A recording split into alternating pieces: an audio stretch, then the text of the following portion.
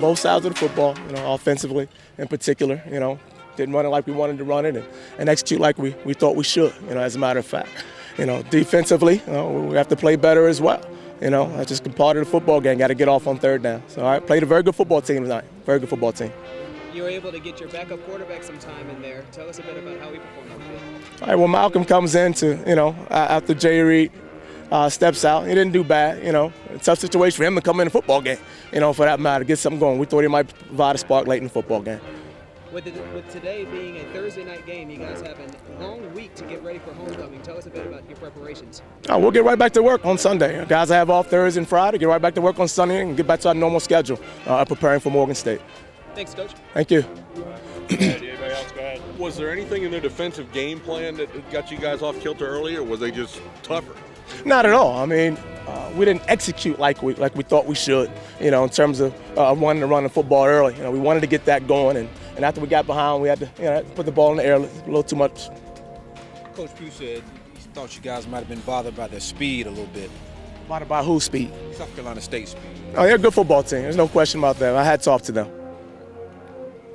It's one where you kind of just want to flush it and burn the film and that kind of thing on a game like this? Oh, I'm a 24-hour guy. Okay, win or lose, it's 24 hours. We're gonna get it out of our system and get ready for Morgan State. All right, thanks, guys. Thanks a bit about what it was on the field today. I mean, we pretty much got outplayed in all phases of the game. South Carolina State's a very good football team. They've actually been on the top of the MEAC for the past few years. They had a down year last year, but they came in and they played very well today, and that showed on the scoreboard. You guys had to go up against the South Carolina State defense, so tell us a bit about how you guys prepared today. I mean, we prepared for them very well throughout the week. We actually lost a day of practice because of the rain, and it showed. We just couldn't get it going offensively. We were in a slump. We had a lot of 3-and-outs going, and we just were out of sync today. You mentioned the weather. How much of that did that impact your game? The weather didn't impact it at all. It's really just starting to mist right now, but during the game it really wasn't misting a lot, so the weather wasn't an excuse at all.